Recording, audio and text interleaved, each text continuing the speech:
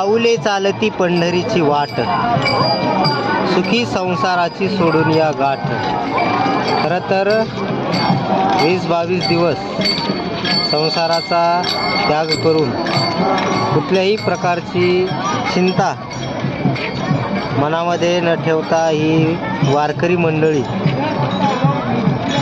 या सोहळ्यामध्ये सहभागी होत असतात.